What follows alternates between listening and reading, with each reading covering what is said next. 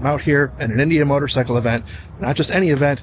This is their 125th anniversary, and they have unveiled a really, really interesting bike, which is the Chief Vintage, and I'd be curious to know what you guys think in the comments down below. This is Dan with Gears and Gadgets. Thanks for tuning in. Earlier, I was out riding on the Scout RT, and that bike is super rad, but while I was riding that bike, I wanted to reflect a little bit more on my perception of Indian motorcycles and what I think a lot of you guys might be thinking as well. We have Brandon Picasso out here. We got Marvel Kid, Blockhead, Bearded Bobber. Man, this goes like a stabbed rat.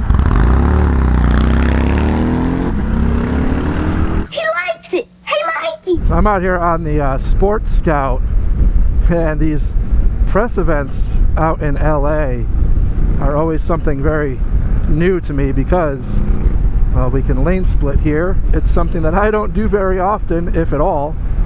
So it's always a little bit of a anxiety-ridden moment, but it's pretty cool. We're out here again. They announced the Chief Vintage, which is really, to say it's a throwback is an understatement. What's fascinating to me is this whole 125 years of Indian, because I see the comments all the time from people who are constantly saying like, oh, Indian is, they weren't consecutive years, and this like corporate dork stuff where a business has to, like, I don't know, have uninterrupted times of greatness to, I guess, stay that way. But it's just kind of a bunch of bullshit in my opinion, because obviously Harley Davidson with their AMF years, comparing these in terms of like that, well, they're not the same because they didn't continue. I don't know.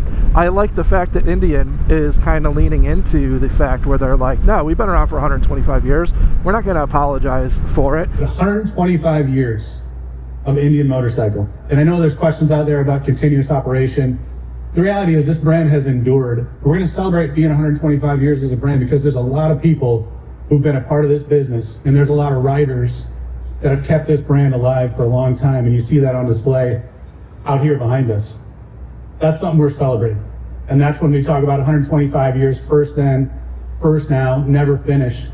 While Indian, the company, may have had some hiatus, there's always been Indian riders, there's always been Indian fans. The brand, in terms of its identity, has never gone away. People are still very much into the Indian motorcycle scene, and always have been. I think looking at it that way really kind of matches my perception of what riding motorcycles is, which is the people. It's not the bike, it's the people.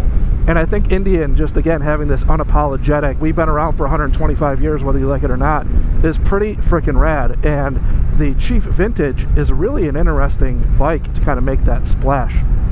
So I am out here right now on the Sports Scout.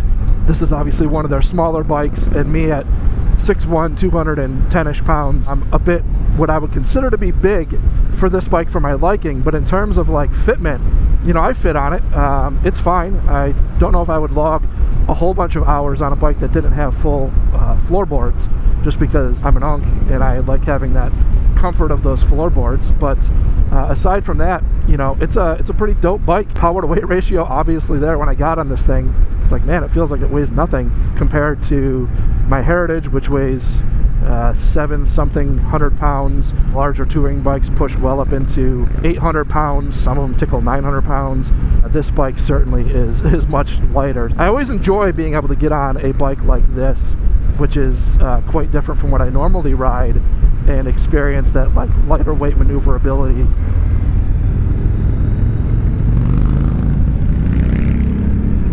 I think that's really interesting about coming out to these rides is you have a lot of people with just varying degrees of like maybe segments. Like we got Do It With Dan over here. I would say he's probably not a big bagger guy, but he's out here ripping. We got Spite ahead of us from Spite's Corner.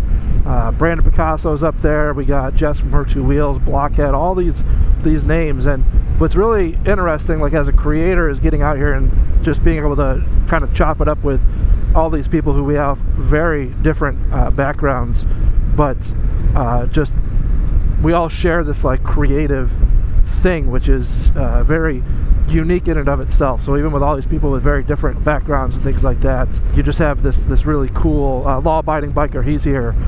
Just a lot of like variety of people And I say this because it's just really gnarly to kind of watch everybody ride the same bikes with different opinions. And having a chance to sit down at the Peterson Museum yesterday when they were unveiling this thing, which, by the way, that in and of itself is a super rad experience. You gotta get these like really interesting experiences at these events. Look on the bastard's face. You just get a chance to sit down and chat with a lot of these guys and realize like, oh, we're all just kind of like similar but very different and have very different takes on things like Indian motorcycle. And you know, we have a lot of people here that are you could very easily just call them Harley people without any sort of asterisks whatsoever. And they're out here, you know, again, it's just a really cool mix of people, you know. You gotta watch the roads a little bit here. It did rain this morning, so these roads are not ripe for ripping per se. But we'll make the best of it. It's a little bit chilly out here. We're like 55 degrees or something like that. Kind of a damp morning. As a creator, last night I was sitting down chatting with Do It With Dan, first time ever meeting him.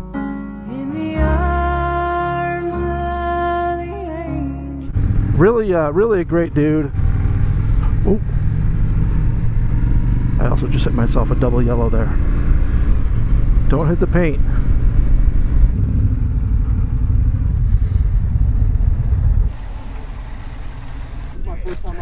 I saw you go into your Trump impersonation. I said, wow, what a great time. What an awesome bike. Now, Indian had me out here for this event, and it's been really great. You guys are going to see a ton of content around this Chief Vintage and their new 125-year anniversary lineup, and I think it's super rad. One thing that I know is going to get a lot of commentary, both good and maybe bad, is these fenders. Let me know in the comments, what do you think of this design? Listening to the attention to detail, how they modeled this thing out of clay before they went and did anything in CAD, having this like really old school clay first mentality, they really, I think, nailed it with this. Now, when I saw the press images of this bike, which I saw before I came out to this event, I was really kind of conflicted about what I thought.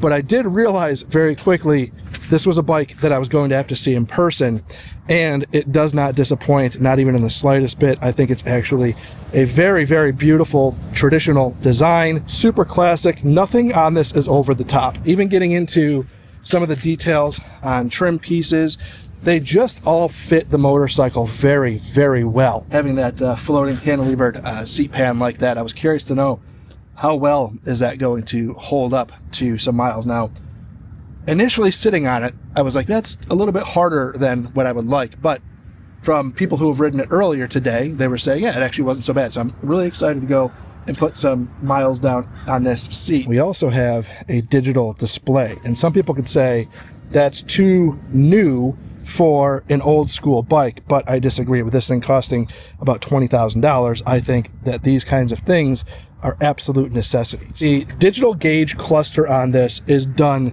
in a very respectable way. It's not over the top, it's not overly digitized. I mean, granted, it's all just a screen, but they do a pretty good job of making this look like an analog gauge, but giving you all of the benefits of digital controls. Now, anybody who's watched the channel long enough knows that I have a 2018 Harley Davidson Heritage.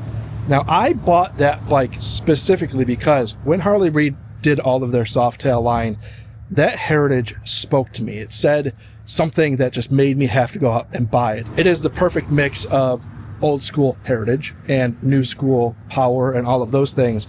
So this bike actually has a sweet spot in my heart in terms of being like a really nice, well done throwback motorcycle. So with that said, let's get on the road, put some miles on this thing. This is just an absolutely beautiful place to ride. So as we're out here now on the Chief Vintage, I wanted to talk more about this motorcycle. When you're on this 116, like, this thing has power. The power plant is perfectly matched to what this is. I am kind of like on the fence now, looking at like the seat design. As I'm sitting here, it definitely forces me to sit more upright. I feel way more upright on this bike than I do on my Heritage, just because of how that seat is kind of holding me up. But it's also, it feels a bit stiff for me. Now, I historically have lower back pain pretty significantly, so anything that is not ergonomically perfect for me tends to be a significant problem. for what it's doing and capturing the look that it's getting. I don't think this bike has too many other real like compromises to achieve that classic style look that they're going for, and I think they absolutely crushed it when it comes to the design on this motorcycle. And can we just stop for a second to appreciate some of this beauty that is California? I love riding down the coast. It is such a great experience. So being able to do this with Indian motorcycles, of course, is always a pleasure and something I am forever appreciative of. I don't take any of this stuff for granted. Yeah, I mean, this thing, it's got the power you need. We've got all the nice amenities like cruise control and obviously ABS, all those things. Our ride command controls are up over here, which is nice. Sport, let's go into sport mode. Sport mode on these bikes really tends just to be kind of twitchy in my opinion. Oh, there's sport mode. I've always found sport mode to not really, in my opinion, really add to the experience, and if anything, almost make the throttle so twitchy that it almost takes away from the experience. It's definitely makes it more twitchy. Let's go over to standard mode. I've just always kind of enjoyed the standard mode. Now if it goes to a point where we end up dealing with more rain, which we very well may, then I might opt to switch it over to the tour mode. Well, I'm wrapping this video in the garage here because due to some unforeseen circumstances while we were out shooting all of our stuff, by the time I got onto the Chief Vintage, we took it up a hill. We actually got rained on a little bit. There were some things that kind of threw off the schedule a bit, and we got up to a photo stop, and I actually took all of my gear off of the bike because I wanted to have a clean helmet, get all the camera gear off of my motorcycle. And after I did that, another YouTuber had asked if they would switch bikes. They actually took down the Vintage that I had, so I didn't get the rolling shots. I figured, not a big deal. We will have time to capture more shots before the day is over. Unfortunately, that was the reason why I got no more footage, because all of my camera gear was in Do It With Dan's Chieftain. He had the Chieftain Power Plus. And when I got down the hill on another bike, all of a sudden they said, hey, we got to wrap it. So Do It With Dan was on the top of the hill and I was at the bottom of the hill. All of my camera gear was up there, and they said, hey, when those guys come down, just fall in line behind them and we are going to get back to the hotel. So I was unable to capture any of that part of the ride, and I am hoping that another one of the YouTubers that were out there captured all of the lane splitting that we did, because it was mayhem. Controlled mayhem, but mayhem nonetheless. We really kind of trucked back quite a bit. So one thing I will talk about is that seat. That Chief Vintage seat demolished me, but I was actually unsure if I was going to share that in this video or not, because I historically have pretty bad lower back pain. Motorcycle seats have to have quite a bit of padding to them for me to be all right.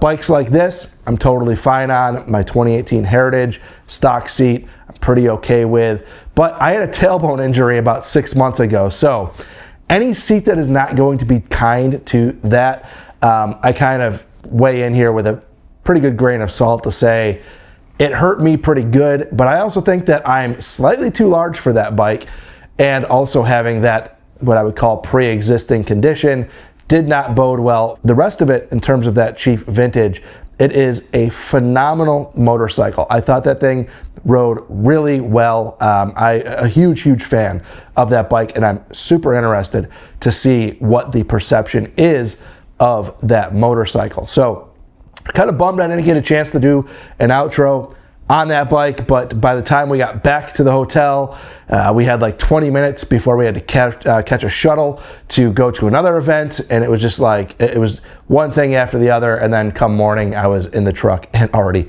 heading back to Phoenix. So that was a very exhausting event. I loved every single second of it. I got to meet some really incredible YouTubers in the process that I haven't met before. One of the really coolest things that I got a chance to do was ride with Brandon Picasso. Very stoked on what Indian is doing with their product line. Even more stoked to see the new CEO step up and speak about the company, even if it was only for a brief moment. I'm just really excited to kind of see what that brand does. I don't hate Harley Davidson. I feel like sometimes I need to come out and say that just because I do kind of come across as an Indian fanboy, but I've got to say that I just absolutely love everything that Indian's been doing. These touring bikes, they are absolute monsters. I love these things. I'm probably going to do a couple more videos on this thing before I need to ship it back. But I think if I were to be buying anything right now, I'm sitting on it. And except for I would definitely do the Dark Horse package, but this is the bike I would pick up hands down. With that said, thank you guys very much for tuning in. Without you guys, none of this stuff exists for me. That is never lost on me. I very much appreciate your support. If this is your first time tuning in, please hit that subscribe button down below. Remember, likes go a long way to help support the channel. I'll see you guys next time.